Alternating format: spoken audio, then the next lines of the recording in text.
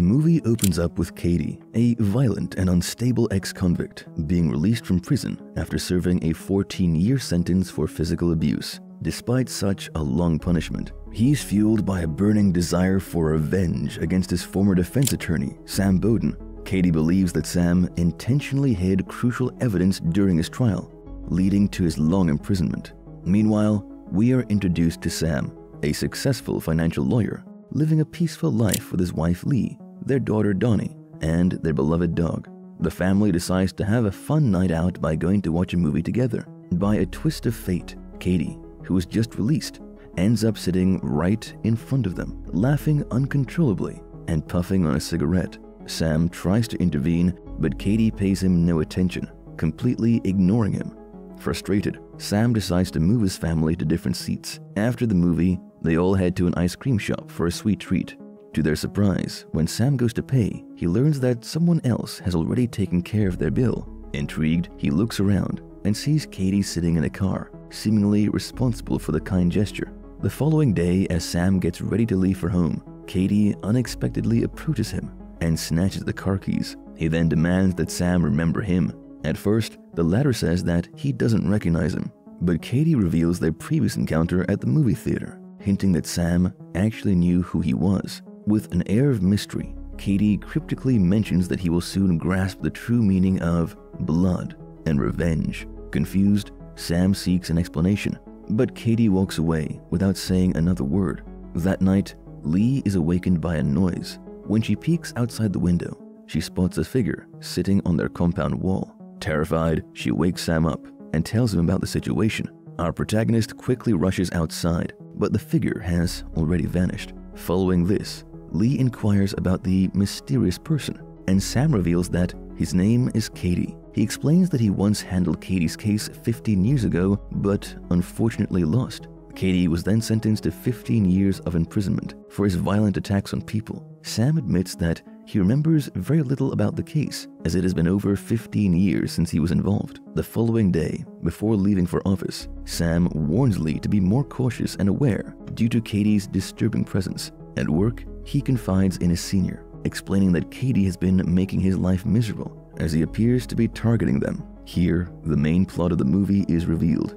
Sam recounts the events that transpired 15 years ago, mentioning that he had taken on Katie's case when he was a government lawyer. Katie had brutally assaulted and beaten up a 16-year-old girl. Sam mentions that a reporter had informed him that the girl had engaged in physical relationships with multiple men, which could have potentially helped Katie secure an easy release. However, Sam chose to conceal the report, leading to Katie's lengthy imprisonment. He clarifies to his senior that his actions were not driven by personal interest. He mentions that the girl was only 19 years old and had suffered severe physical trauma, with her face bearing the scars of the horrific assault. Sam expresses that if he had prioritized the law and law enforcement back then, countless men like Katie would roam freely, endangering the lives of others. When asked if anyone else was aware of the concealed report by his senior, Sam affirms that no one else knew about it.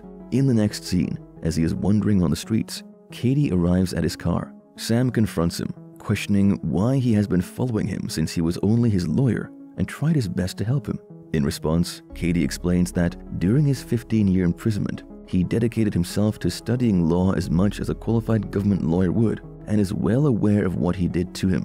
Sam then offers him $10,000 to leave him and his family alone, but Katie dismisses it, stating that it would be less than $10 per day for the time he spent in jail. He mentions that even if he offers $50,000 to him, it will not compensate for the torture and humiliation he faced during his prison life. He then reveals the harrowing experiences he endured in prison, including being assaulted, being abandoned by his wife, and having his daughter falsely informed of his death. Katie demands that Sam somehow compensate him for the lost 15 years of his life. Unable to provide an answer, Sam is left speechless while the ex-convict drives away in his car. The following day, as Sam is working in his office, he receives an urgent call from Lee, asking him to come home as soon as possible. Sam rushes to his house, only to find his dog missing and his wife worried. Lee reveals that their dog suddenly fell ill, and upon consulting the veterinarian, they discovered that the dog had been poisoned, leading to its death. Suspecting Katie's involvement in this matter, Sam decides to file a report against him. However, despite their efforts, the police find no concrete evidence against the ex-criminal. Hence, no charges are pressed. Later at night, Katie enters a bar and approaches Sam's colleague, Lori Davis, who also happens to have an extramarital affair with Sam. He engages her in conversation, manipulating her with his seemingly sweet demeanor. Katie manages to extract information about her relationship with Sam, capitalizing on her vulnerability and making her realize that her boyfriend is using her. Lori also believes in Katie's manipulative words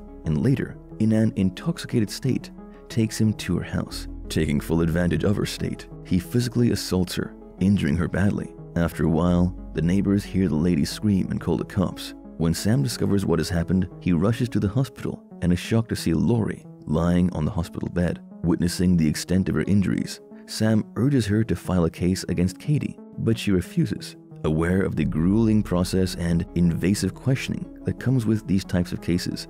She instead chooses to keep the incident a secret from everyone. After witnessing Lori's condition, Sam rushes home, locking everything in fear that Katie may harm his wife and young daughter as well. Worried for their safety, he also hires a private detective to keep a watchful eye on Katie. After this, he engages in a lengthy conversation with Lori, unaware that his wife is listening. Because of this, there ensues a heated argument where it becomes evident that Sam has had a history of affairs. He cleverly explains to Lee that this was all part of Katie's plan to drive a wedge between them and ultimately separate them. To his good luck, he manages to convince his wife to trust him once again. Meanwhile, the determined detective tracks down Katie and keeps an eye on his activities at a cafe. However, when he goes up to the counter to pay his bill, he discovers that Katie has already paid for his meals. Enraged, he confronts the ex-convict and demands that he leave the city at once. Katie defiantly refuses, causing a tense argument between them. The next day, while Lee collects the mail from the box outside their house, Katie approaches her and hands her their dead dog's collar. He accuses Sam of killing the dog, claiming it was due to her excessive attachment to it. Katie shocks her by revealing his true identity and disclosing that they are both victims of the same person's betrayal. Right then, Donnie arrives there, calling for her mother. She is quickly sent away, but unfortunately, Katie seems to have laid his evil eyes on her. Later that night, Donnie receives a call from Katie, disguising his voice as a drama teacher. He manipulates her into meeting him at the auditorium the following day, and she agrees. In the next scene, they meet at the said location, and Donnie realizes that he's an imposter. Katie confesses the truth and reveals his identity, prompting Donnie to question him about the dog's alleged murder. However, Katie instantly denies the accusation and instigates her against her parents. He manipulates Donnie by reminding her of the time when Lee had locked her in the basement after finding narcotics in her bag, and her father canceling her driving license. Due to her young age and vulnerability, she believes his words, taking advantage of her innocence and young age. Katie then forcefully hugs and kisses her, leaving her bewildered and unable to comprehend the gravity of the situation. At night, Danny returns home, and Sam receives a distressing call from her school, informing him that his daughter was once again caught with narcotics. Concerned and upset, Sam approaches Danny and discusses how the narcotics ended up in her bag. Suspecting that Katie might be responsible for planting them, he becomes even angrier and asks if Katie touched her. When Danny smiles at the question, he learns that Katie had also made inappropriate advances toward her. In a fit of rage, he grabs his daughter by the face, but soon realizes his mistake and apologizes. The next day, Sam meets with the detective, who reminds him of a previous suggestion to hire goons to intimidate and threaten Katie. Although Sam had initially dismissed the idea, he now recognizes the urgency of the situation and agrees to proceed. Following this, the scene shifts to a secluded parking lot where some people confront Katie and begin assaulting him. However, it becomes apparent that Katie has spent his time in jail honing his self-defense skills as he fights back with the goons. After he defeats everyone, he calls out for Sam, who is revealed to be hiding behind a nearby wall. The latter obviously doesn't reply, so Sam walks away from there. Afterward, we get to know that Sam has filed a case against Katie, and he now attempts to hire the best criminal lawyer for the case. To his bad luck, when he calls the lawyer, he discovers that Katie has already secured the lawyer's services. In the next scene, we see Katie in court, alleging that Sam had threatened him at the restaurant, providing recorded evidence. Despite Sam's attempts to defend himself, the judge refuses to listen and accuses him for this act. The case against Katie is dismissed as false, and to Sam's dismay, the judge punishes him and also revokes his license. Desperate for a solution, Sam turns to the detective, who presents him with a final option, luring Katie into his house and killing him once and for all.